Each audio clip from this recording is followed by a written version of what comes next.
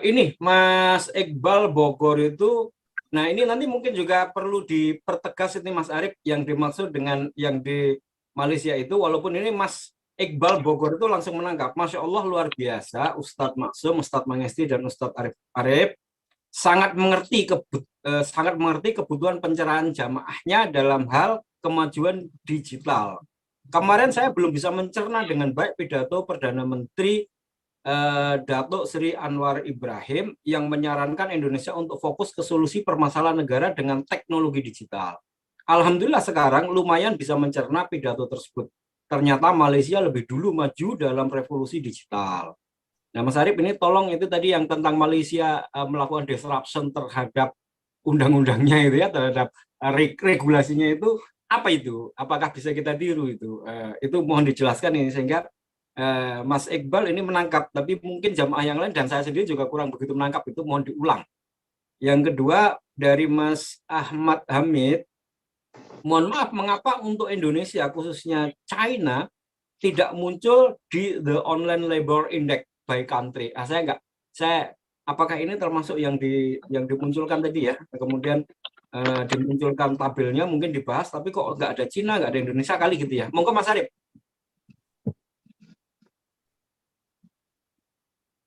Masih mute, masih mute.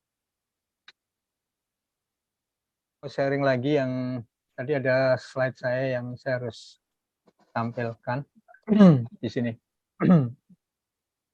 Jadi terkait dengan regulasi ya.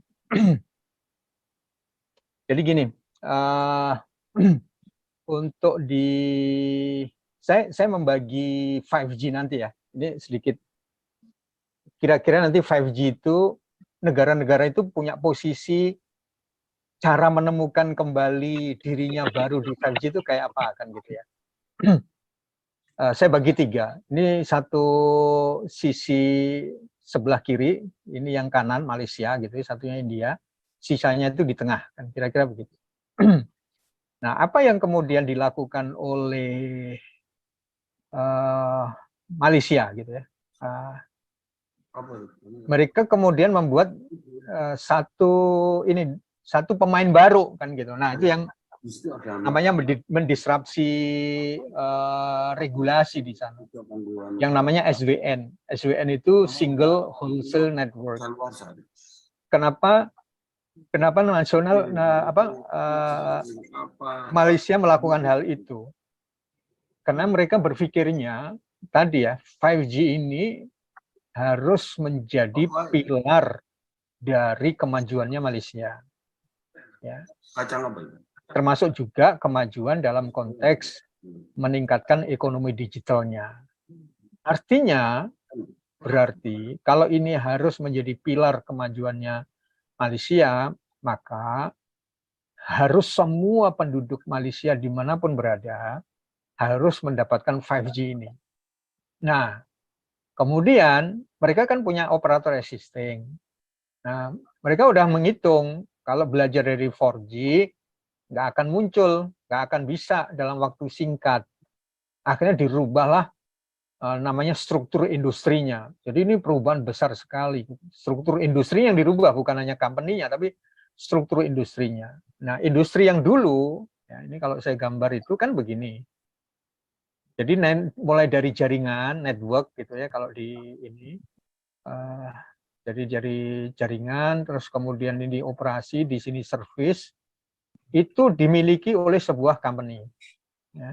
Jadi kalau saya ingin melayani sebuah layanan 5G, maka saya harus punya operasional di area situ, saya harus membangun infrastruktur di sini. Nah, apa yang kemudian dilakukan Malaysia itu dahsyat. Jadi di sana itu kan ada empat operator yang seperti ini kan gitu ya. Dan sampai sekarang 4G-nya itu nggak bisa nutupin Malaysia. Kalau saya melakukan hal yang sama lagi untuk 5G, nanti ujungnya juga akan seperti ini lagi kan gitu ya. If you are doing the same thing, you get the same result kan gitu kan. Jadi kalau 5G-nya seperti itu, saya akan melanjutkan seperti itu. Contohnya apa? Lelang frekuensi, ini agak teknis ya. Karena sebenarnya yang mahal di telekomunikasi itu kan frekuensi, karena dia itu scarcity resources, ya, karena nggak bisa diduplikasi frekuensi itu. Nah, akhirnya apa yang dilakukan mereka itu adalah, oke, kalian yang sekarang jadi operator nggak usah lagi ikut-ikutan di sini. Nah, jadi ininya dipotong sama mereka, dipotong. Kalian tinggal nunggu aja. Jadi ini Telkom Malaysia, ini Digi, ini Maxis, ini Axiata gitu. Kalau di sini Excel Axiata gitu, di sana Maxis kan gitu ya. Anda nggak usah lagi bangun ini ya. Ini aturan di kita yang baru.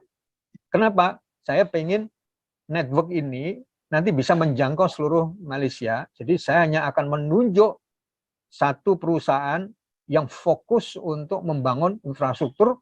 Saya kasih targetnya, saya biayai. Nah, akhirnya Menteri Keuangannya membuat yang namanya DNB, BUMN baru namanya, Digital National Berhad. Nah, saya nggak tahu berapa ya, kalau dikeruskan itu mungkin ratusan triliun modal awalnya. Langsung dibiayai, dibentuk. Tugas kamu cuma satu, ini. Sehingga ini yang namanya SWN, Single Wholesale Network. Dia jualan grosir. Nah, yang nanti jualan, dia nggak boleh jualan langsung ke user, tapi jualan ke ini, ke operator-operator ini. Jadi nanti yang retailin, yang membuat retail itu dia, ke user-user itu dia, tapi dia di sini dia wholesale. Nah, apa dampaknya? Dalam 2 tahun sudah selesai 50% coverage 5G di Malaysia. Jadi memang ketika dirubah caranya itu juga hasilnya berbeda gitu. Nah, dahsyatnya nanti mereka udah target 2024 80% penduduk Malaysia itu udah ada 5G. Kita hitung nanti ya. Indonesia tahun 2024 kayak apa? Kalau dengan menggunakan 4G business as usual dengan cara yang sama untuk diperlakukan lagi di 5G. Pasti lama ya, karena Indonesia itu mulai 4G-nya itu 10 tahun yang lalu. Dan sekarang sampai sekarang udah 10 tahun belum tercover semuanya. Ini 4 tahun 80% kan gitu. Kenapa itu bisa terjadi? Karena dirubah struktur industrinya. Yaitu ada satu yang dikasih mandat khusus untuk ini. Tapi mereka juga punya hitung-hitungan bisnis karena nggak ada lain yang bisa menyediakan kecuali dia. Ya. Jadi artinya apa? Lisensi frekuensi yang dulu dikasihkan ke mereka bertiga ini atau berempat, mereka nggak dapat lagi, dikasihkannya ke sini. Udah spektrumnya tak kasihkan ke Anda, kalian yang bangun DNB ini, kemudian di sini. Itu terjadi lompatan-lompatan besar gitu ya, terjadi lompatan besar yang di. Nah, saya kemarin cerita, ini kita lihat aja.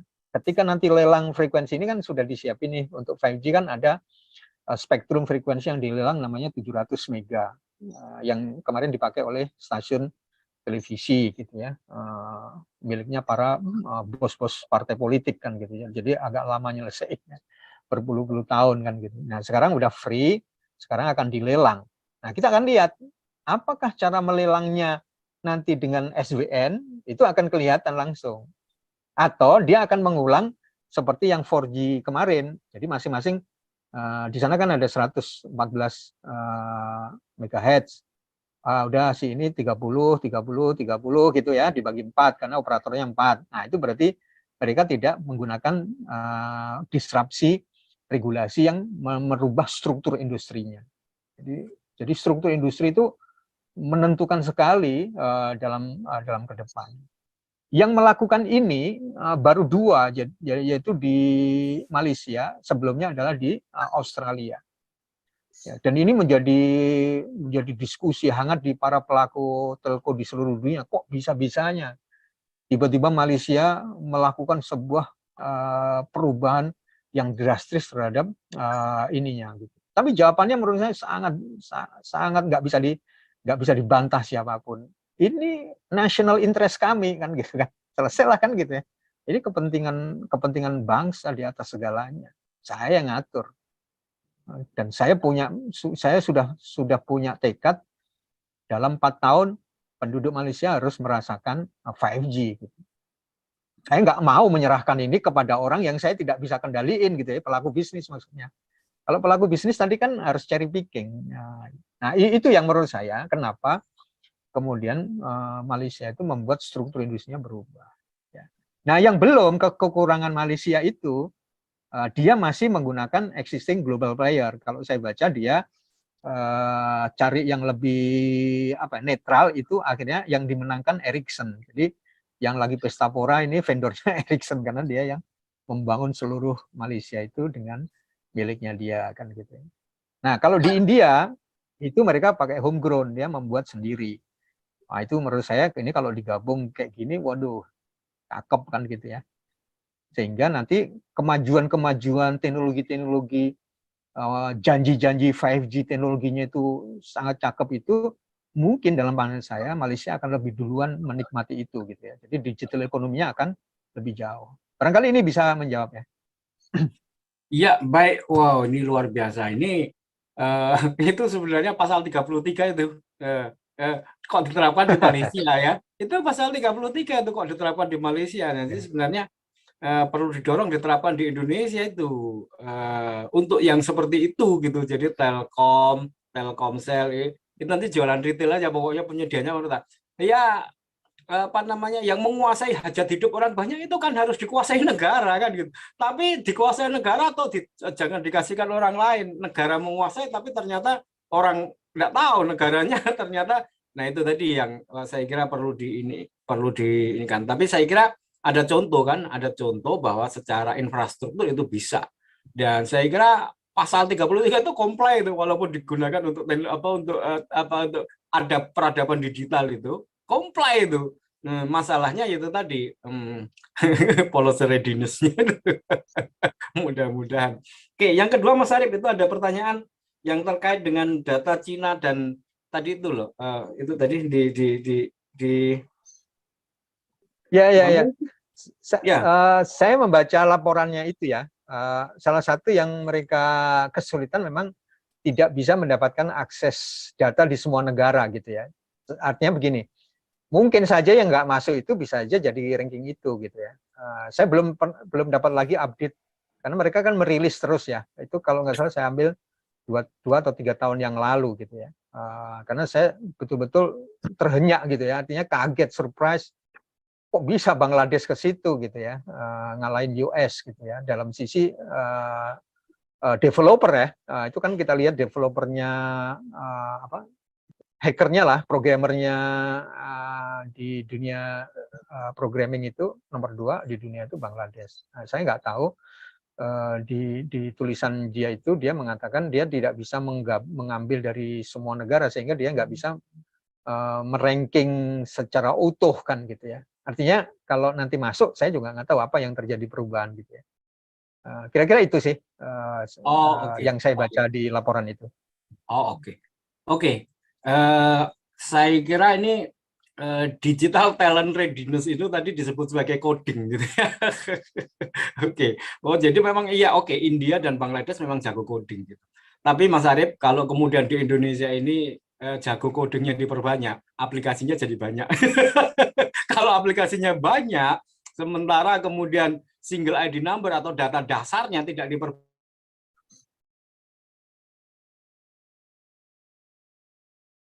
jangankan di negara, di level organisasi ya, itu saling bertabrakan antara aplikasi satu dengan aplikasi yang lain. Kenapa? Karena data basicnya tidak dikonsolidasi. Ya, seharusnya kan policy data apa itu namanya data dasar atau single ID number dan semua aplikasi itu harus mengacu pada data dasar. Misalnya, let's say Muhammadiyah atau NU itu punya single ID number dari Muhammadiyah itu nomor baku Muhammadiyah, jadi semua menggunakan itu, lalu itu menjadi dashboard. Nah, maka digital talent readiness coding itu memberikan kontribusi kepada dashboard, kepada big data, kepada data terstruktur yang besar gitu. Tapi kalau itunya nggak ready, codingnya dibanyakin, banyak aplikasi. Jadi ini perlu ada dua sisi ini, perbaikan mendasar dari ekosistem. Kalau Bangladesh itu ceritanya berbeda. Gimana? Jadi dia itu sebenarnya cara berpikirnya itu nggak seperti kita gitu. Jadi mereka itu seperti apa ya? Seperti menyiapkan tenaga outsource di seluruh dunia. Oh, oke, yes. Jadi dia nggak pernah mikirin negaranya sendiri bahkan gitu ya. Jadi nggak ada yang penting saya dapat order mau dari Ukraina, dari US kan gitu ya. Jadi makanya kekuatan digital talent itu justru menurut saya selain tadi yang sampean sampaikan tadi, ada menyiapkan platform untuk job seeker. Nah itu sebenarnya sudah ada Fiverr namanya. Nah sehingga talent-talent itu tiba-tiba bisa diutilisasi oleh seluruh dunia. Ya. Kayak tadi saya cuman nggak cari programmer kan, saya cari yang digital marketing kan gitu ya, untuk membantu saya membuat itu. Nah, jadi admin kan gitu. Dia punya juga gitu ya. Jadi programmer ada, yang big data ada gitu ya, sampai admin admin akun sosial medianya orang di seluruh dunia itu dia mau kan gitu ya. Buat dia dan yang penting uang masuk gitu. Jadi apa ya, cara berpikirnya pemerintah di sana itu readiness digital itu bukan hanya untuk kepentingan lokalnya dia, tapi justru mereka itu berpikir, kalian itu harusnya, kalau kami negara ini juga karena GDP-nya juga rendah, berarti kan ekonomi juga size-nya juga segitu-segitu aja kan. Ya. Tapi kalian itu punya potensi yang bisa dimanfaatkan bukan hanya negara kita loh, kan gitu ya. Makanya yang menurut saya yang harus diperbaiki di dalam talent readiness kita di Indonesia itu adalah bisa nggak kita sertifikasi internasional? Supaya apa? Kita itu jadi pangsa pasar tenaga kerja seluruh dunia gitu. Nah kita itu jago-jago tapi nggak bisa dipakai di internasional. Akhirnya pada buat ini hasakarya kan. Akhirnya gitu yang kejadian kan. Gitu. Tapi ketika kita certified internasional, itu seluruh dunia akses ke dia gitu. Dan kemudian itu menjadi devisa besar ke digital ekonominya Bangladesh. Nah, itu yang menurut saya agak berbeda ini ya strateginya. Ya, akhirnya kalau di Indonesia karena kita nggak laku di internasional, bukan nggak laku artinya nggak semua, ada banyak anak-anak muda di Indonesia yang gajinya dolar tapi kerjanya ada yang di Jogja, di Makassar saya ketemu gitu ya. Karena dia dipakai di luar Indonesia, semua rekeningnya dolar semua. Tapi itu masih sedikit, karena dia nggak certified internasional. Bangladesh itu langsung standar internasional, supaya kalian itu justru membantu ekonominya Bangladesh dengan devisa yang masuk.